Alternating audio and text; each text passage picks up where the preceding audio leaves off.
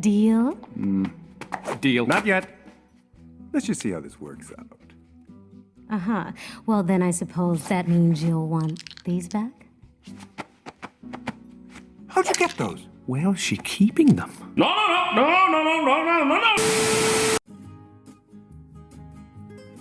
Don't mind me, I'm just here to watch another DreamWorks cult classic.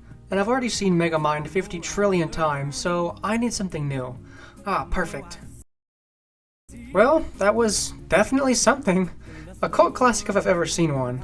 Okay, this movie's pretty good. There's a lot of good filmmaking topics that I could cover here. You know what? Instead of talking about this amazing character duo, I'm going to talk about this amazing character trio. Yeah, this movie's got 3 great characters who balance off each other beautifully. But first, a bit of background info. The Road to El Dorado was released in the year 2000, and sequentially it came out right after the best film DreamWorks has ever made.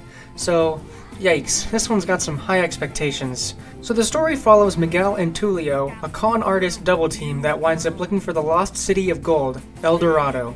Once they find it, they're mistaken for the 2 gods that the people of the city worship, and they're treated as such. They still want the gold, but they have to fool the people for long enough so they can escape. It's their greatest con yet, but that's not all. Chell, one of the women in the city, hears their plan and she wants in. This was a nice subversion. I didn't expect her character to be so straightforward.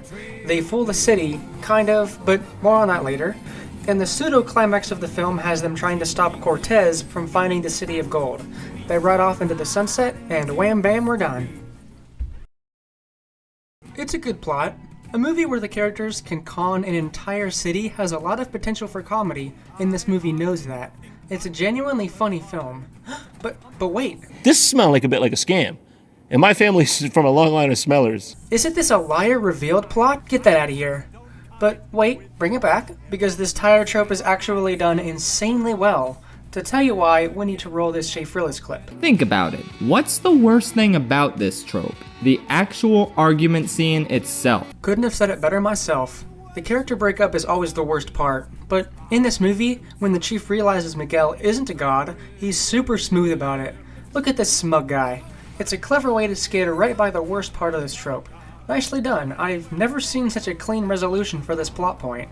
And yes, the actual character breakup in the movie is dumb, but this particular rift between characters is seamlessly solved. Now on to the actual topic of the video essay. This is an amazing character trio. First, let's talk about the character duo. Tulio and Miguel are perfectly balanced. Tulio is the master planner and more serious, but Miguel is a bit more eccentric and aloof at times. Miguel keeps the team in high spirits, and he's a genuinely caring individual, as characterized by his being a forgiving god, even playing games with the kids. Sweet. The duo has this technique to get out of any situation, and it's a really smart and hilarious one. It's used at the beginning of the film, and then used to defeat the boss at the end. So, textbook case of foreshadowing. Nice.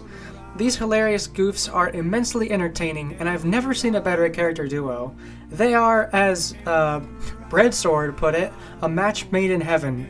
Amazing name, by the way. I want that engraved on my tombstone. But now on to Shell. Actually, I think we have the footage of her character being drawn up. Extra thick! I don't know how her character got past the censors, but I'm not complaining. Questionable decisions aside, she is actually a great character. When you first meet her, she seems kinda quiet and scared, but then she overhears the con that Dumb and Dumber are about to pull off, and she immediately turns all Charles Ponzi on them. Google it. She's a great balance for our already perfect duo, because she's a con woman who gets what she wants by, what was I talking about? I love you. Okay, this movie has gone completely off the rails at this point, and I love it. She manipulates the manipulators into getting out into the world, and it's a nice subversion of the helpless princess character. It's something that started popping up around all the movie studios at this point, because we also have Kita from Atlantis. I'm glad, because these characters are way more interesting than Rapunzel and Cinderella. So yeah, these characters are all manipulators, and their dialogue gives them all a natural and relatable dynamic. This could be our destiny, our fate. Miguel, if I believed in fate, I wouldn't be playing with loaded dice. It was the most outstanding thing about this movie. You could even argue that the chief character and the high priest are a contrasting duo to Miguel and Tulio. The chief and the high priest is what happens when your partner is too radical and spirals out of control. But that's a topic for a different video. This movie is golden when it comes to character contrasts. Hey, just like I covered in my Sonic video. Wonderful. Your Majesty, the script is too short. What do we do? Let me think. What about the Godzilla vs. Kong trailer? Yeah, I saw it and it was kick-ass. Wait, I've got it. Add more memes. More, sir? But the editing, it's already taken us like 3 days. Are we blind? Deploy the Memes.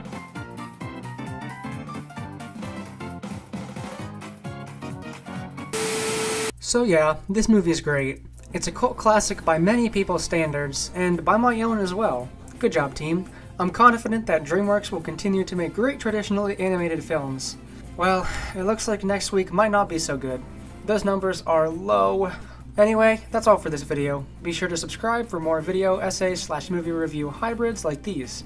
As always, the full body version of this outfit will be on my Instagram. I think you guys are gonna like this one, wink. My Redbubble is constantly being added to, my Letterboxd also exists, yada yada. There's also a playlist at the end of this video for more DreamWorks reviews, and my Sonic video I mentioned earlier. Okay, that's enough plugging. Comment below what the color of your toothbrush is, and I'll see you in the next video. Thanks for watching.